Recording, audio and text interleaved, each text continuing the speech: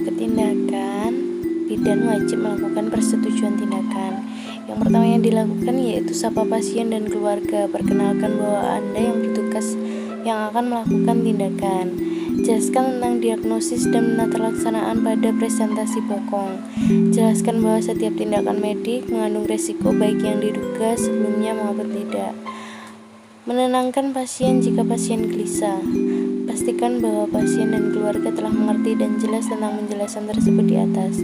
Beri kesempatan kepada pasien dan keluarga untuk mendapatkan penjelasan ulang apabila ragu dan belum mengerti.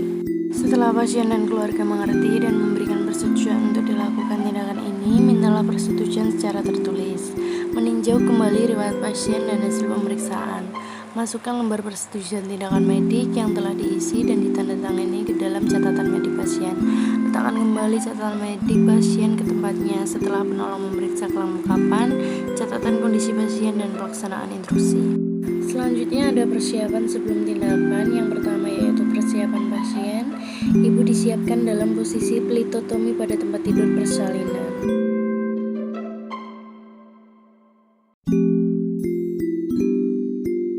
Selanjutnya kita akan membahas tentang persiapan menolong. Yang pertama kita harus memakai celemek, topi, dan masker. Setelah itu kita wajib mencuci tangan dan memakai handskun panjang, lalu didobel dengan menggunakan handskun yang kecil. Dalam hal ini usahakan sarung tangan kalian tetap steril. Setelah semua APD terpakai, bidan baru bisa menolong persalinan sungsang. Yang pertama kita akan membahas penata laksanaan persalinan dengan cara spontan purge. Didahului dengan pemeriksaan VT dan pastikan bahwa pembukaan sudah lengkap. Selanjutnya kita akan melakukan episiotomi saat bokong muka vulva dan perineum sudah menipis. Ketika bokong sudah tampak di introitus, segera setelah bokong lahir, bokong dicengkram secara bridge, yaitu kedua ibu jari penolong sejajar sumbu panjang paha, sedangkan jari-jari lain memegang panggul. Sementara langkah ini dilakukan seorang asisten melakukan perasap. Pada setiap his, ibu disuruh untuk mengeran. Pada waktu tali pusat lahir dan tampak sangat teregang, tali pusat dikendorkan lebih dahulu. Lakukan hiperlordosis pada badan janin. Bersamaan dengan dimulainya gerakan hiperlordosis, seorang asisten melakukan ekspresi gestero pada fundus uteri dengan arah sesuai dengan sumbu panggul. Hal yang harus diperhatikan pada saat spontan bridge ini yaitu apabila anak lahir sampai pusat tak maju lagi, maka bridge dinyatakan gagal dan bahu bayi dapat dilahirkan secara klasik Muller atau Losset serta kepala secara Morrisseau. Selanjutnya kita akan membahas tentang penata laksanaan persalinan dengan cara klasik. Caranya yaitu kedua kaki janin dipegang dengan tangan kanan penolong pada pergelangan kakinya dan dielevasi di atas sejauh mungkin sehingga perut janin mendekati perut ibu. Bersamaan dengan itu, tangan kiri penolong dimasukkan ke dalam jalan lahir, jari tengah dan telunjuk menelusuri. Dua jari tersebut ditempatkan sejajar dengan humerus dan lengan bawah janin dikeluarkan dengan bimbingan jari-jari tersebut, atau lengan bawah dilahirkan dengan gerakan seolah-olah lengan bawah mengusap muka janin. Untuk melahirkan lengan depan, pegangan pada pergelangan kaki janin diganti dengan tangan kanan penolong dan ditarik cunam ke bawah sehingga punggung janin mendekati punggung ibu. Dengan cara yang sama, lengan depan dilahirkan. Bila depan sukar dilahirkan, maka harus diputar menjadi lengan belakang. Gelang bahu dan lengan yang sudah lahir dicengkam dengan kedua tangan penolong sedemikian rupa. Lanjut yang ketiga, kita akan membahas penata laksanaan persalinan dengan cara Muller.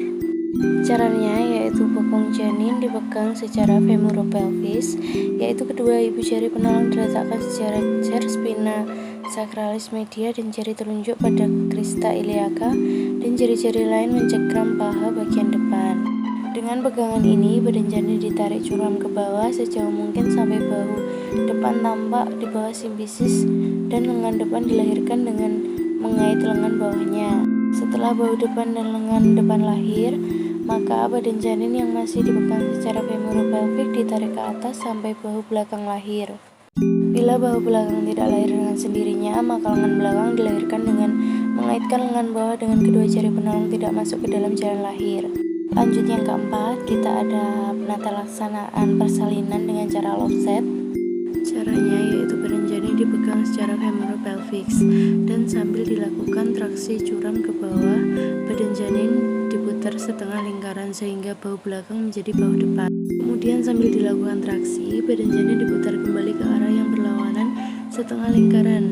Demikian seterusnya bolak-balik sehingga bahu belakang tampak di bawah simfisis dan lengan dapat dilahirkan. Bila lengan janin tidak dapat lahir dengan sendirinya, maka lengan janin ini dapat dilahirkan dengan mengait lengan bawah dengan jari menolong. Selanjutnya kita akan membahas bagaimana cara melahirkan kepala secara Mauricio. Caranya yaitu tangan penolong yang sesuai dengan muka janin dimasukkan ke dalam jalan lahir. Jari tengah dimasukkan ke dalam mulut dan jari telunjuk dan jari keempat mencekam fossa crania atau di maksila. Badan anak diletakkan di atas lengan bawah penolong seolah-olah janin menunggang kuda. Jari telunjuk dan jari ketiga penolong yang lain mencekram leher janin dari arah punggung. Jari tengah mendorong oksipital sehingga kepala menjadi fleksi. Kedua tangan penolong menarik kepala curam ke bawah sambil seorang asisten melakukan ekspresi Keith Taylor. Tenaga tarikan terutama dilakukan oleh tangan penolong yang mencekram leher janin dari arah punggung. Langkah selanjutnya yaitu lahirkan plasenta secara spontan atau manual apabila ada indikasi, jahit luka episiotomi atau robekan perineum. Selanjutnya memberikan obat-obatan sesuai keperluan pasien. Setelah kelahiran plasenta dan menjahit luka episiotomi sudah selesai, maka lakukan observasi tindakan pengawasan kala 4, dekontaminasi alat maupun sarung tangan dengan larutan klorin.